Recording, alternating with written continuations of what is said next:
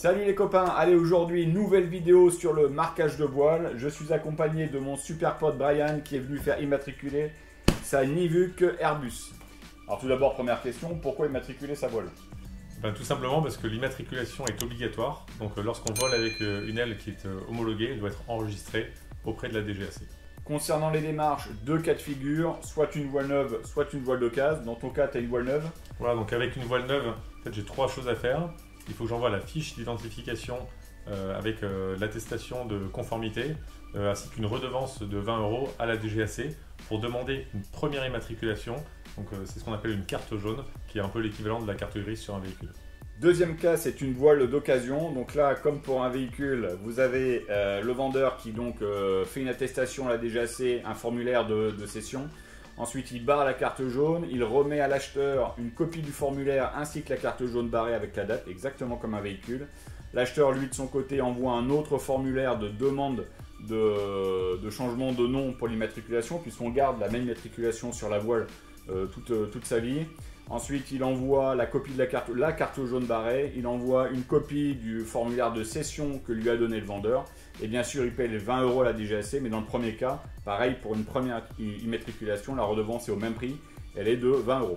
Ok, donc maintenant j'ai la carte jaune de mon aile avec son immatriculation, donc ça correspondra toujours à deux chiffres, plus 2 ou 3 lettres en fonction de là où vous volez, et donc les deux chiffres, c'est les deux chiffres de votre département, et cette immatriculation restera avec la voile toute sa vie. Ouais.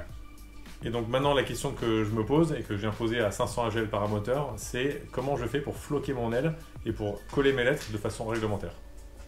Alors première chose, déjà, réglementairement, les lettres doivent faire 50 cm minimum. Elle doit être visible du sol, donc forcément sur l'intrado de l'aile. Alors il y a trois manières de poser son marquage. Soit de vous acheter des lettres toutes faites, par exemple chez Air Aventure ou chez Plein Air, ça vaut 10 balles la lettre. Vous achetez les lettres, le nombre de lettres en fonction de l'immatriculation et vous les collez directement sur votre aile. Donc deuxième méthode, en fait vous pouvez acheter des morceaux de lettres qui sont prédécoupés à la bonne taille. Donc c'est à peu près 65 centimes pour 20 cm. Et donc vous recevez vos morceaux de lettres que vous allez coller sur votre aile. Et enfin vous avez une troisième méthode, c'est la méthode la plus économique. Vous utilisez carrément des rouleaux de ruban ripstop. Donc c'est du ruban qui vous permet de réparer les ailes. Ça fait 4,50 m de long, ça fait 5 cm de large. Et là-dessus, vous allez découper exactement la forme des lettres que vous voulez. Moi, je pense qu'il faut 2 rouleaux pour un marquage à 5 lettres, 2 chiffres, 3 lettres, et un rouleau pour 4 marquages, 2 lettres de chiffres devrait suffire. Alors, pour réaliser le marquage, on va faire 3 étapes. La première étape, ça va être le calpinage du marquage. On va dessiner sur papier les lettres et on va mesurer combien de longueur de ruban il nous faut. Voilà, la deuxième étape, une fois qu'on a fait ce calpinage, on va prendre donc ce ruban, je prends l'exemple du mien, commandé sur Amazon. Voilà, donc c'est du 5 cm par 4,5 m. Et on va découper les morceaux qui vont nous permettre de constituer nos lettres. Voilà, et une fois qu'on a les morceaux, tout simplement on ira coller nos morceaux de lettres et on formera les lettres directement sur la voile. Alors on a fait le calpinage à l'arrache, comme ça Brian peut commencer à découper. Et je vais vous expliquer comment le faire proprement, parce que si vous le faites un peu à l'arrache, il se peut que vous loupiez sur quelques centimètres. Et là, ça consomme plus de ruban. Allez, c'est parti. Donc, de mon côté, j'utilise une feuille quadrillée et je vais faire des formes bien carrées. Après, si vous voulez des formes un peu plus funky, ça c'est vous qui voyez. Donc, je vais partir sur une feuille à carreaux. Je vais prendre un carreau, c'est 5 cm sur 5 cm. Il est important d'utiliser des carreaux parce qu'en fait, il faut prendre en compte l'épaisseur du ruban. Parce que si on ne prend pas en compte, après, vous vous retrouvez avec une dissymétrie dans les lettres. Donc par exemple pour la première lettre, je vais faire un 6, donc un 6 bien carré. Pour moi la taille de la lettre c'est 50 de haut sur 30 cm de large. Donc là j'ai une première bande pour mon 6, donc c'est une première bande donc, de 50 cm et puis comme c'est un carreau c'est 5 cm, ça fait 5 cm de large. Moi je veux qu'elle fasse 30 cm de large, donc forcément j'ai 5 cm du premier bandeau, je rajoute 25 cm, donc 5 carreaux. Ensuite, moi je veux aligner toutes les lettres, c'est-à-dire que la forme des lettres, le centre, je veux que ça soit aligné sur le centre des lettres. Donc là aussi à prendre en compte avec l'épaisseur. Donc le 6, je vais lui donner la forme là. Voilà, le 6, je vais lui donner la forme là, une forme carrée tout simplement. Et en comptant le nombre de carreaux, ça me permettra de calculer le nombre de bandes et la longueur du rouleau que j'ai besoin. Donc ça, je fais ça pour le 6. Donc là, par exemple, j'ai une bande de 50, j'ai une bande de 25, une deuxième bande de 25, et là, j'ai une bande de 15 pour former mon 6. Et je fais ça pour toutes les lettres.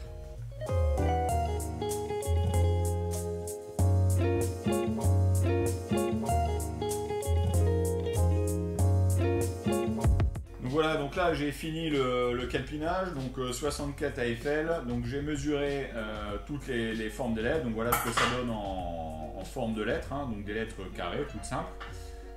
Ici, donc ça me permet de mesurer le nombre de rouleaux que j'ai besoin, le nombre de morceaux que j'ai besoin dans le rouleau. Donc là j'ai des bandes de 50, j'ai des bandes de 30, des bandes de 25, des bandes de 20, des bandes de 15 et des bandes de 5, hein, de 5 sur 5 pour le petit carré du 4. Si je fais la somme de toutes ces bandes, j'avais fait en avance, ça me fait 4,75 m. Donc si vous achetez sur certains sites, vous pouvez acheter au mètre, et bien vous achetez directement la longueur qu'il vous faut. Là, un rouleau comme ça qu'on a acheté, ça vaut c'est 4,50 m, donc il vous faut un petit peu plus qu'un rouleau pour faire un marquage complet. Si vous êtes à 4 lettres, et bien avec seulement un rouleau, ça vous suffit. Ok, donc dans le détail maintenant, on a terminé notre modélisation, on a nos lettres, on a le nombre de bandes qui vont de 50 cm jusqu'à 30, 25, 20, 15 jusqu'à 5. J'ai fait mes découpes de bandes, j'ai le nombre de bandes correspondant et on va aller coller ça sur l'aile. Donc on est parti sur un marquage au niveau du bord de fuite et centré sur l'aile, comme ça il n'y a pas de problème d'équilibrage ou autre. On a l'espace, on a les 50 cm nécessaires entre le marquage de l'aile Airbus et le bord de fuite, donc on va appliquer le marquage. On va commencer par le centre, donc là on a un marquage à 5 lettres, on va commencer par donc, le centre du A, et après on partira à la fois par la droite et par la gauche.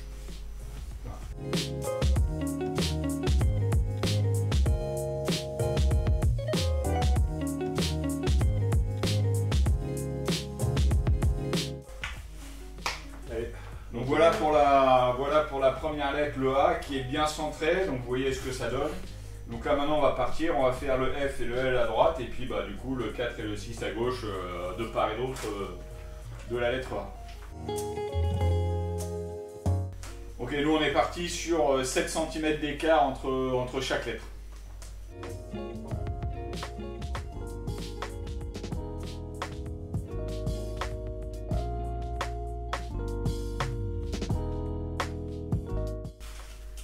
Alors pas de crainte avec le ripstop, hein. Quand vous le décollez, vous le collez, il peut se décoller et il prendra la sèche, elle collera qu'au bout d'à peu près 1 heure. Donc vous pouvez sans problème l'appliquer, le décoller, le remettre en place si vraiment vous vous êtes déchiré lors de la première application.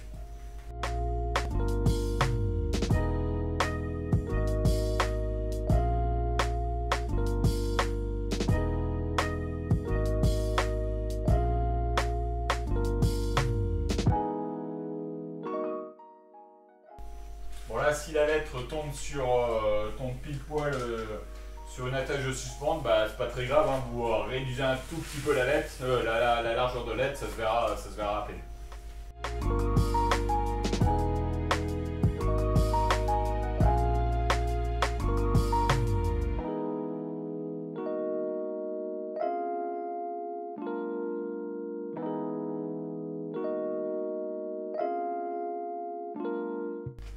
Donc voilà, donc on a fini le marquage. Bon, est-ce que ça te convient, Brian? Bah écoute, c'est parfait. Je pense que faut se lancer à un moment.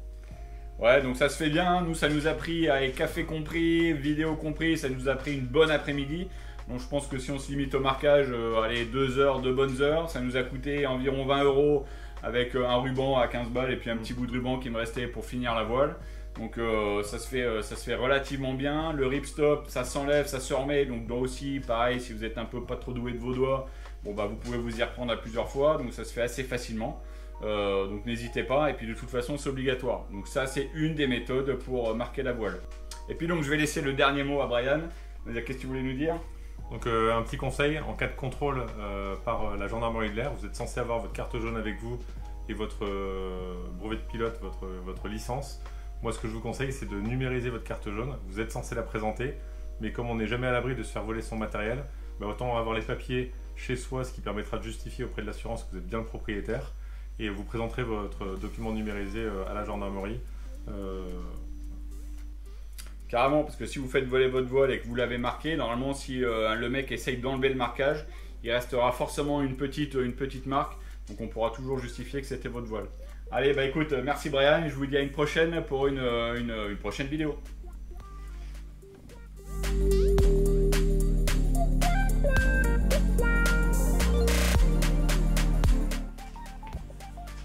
Deuxième cas, c'est une...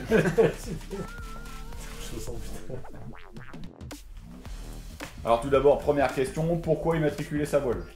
Alors tout d'abord parce que c'est obligatoire, c'est un ULM, donc le paramoteur doit être immatriculé, et pour ce faire, il y a une démarche à faire auprès de la DGAC qui impose de floquer en fait son aile avec une immatriculation qui correspond à un numéro. Putain, merde. Rajouté à ça, on n'oubliera pas de payer évidemment 20 € à la DGAC pour l'immatriculation de sa voile. Non.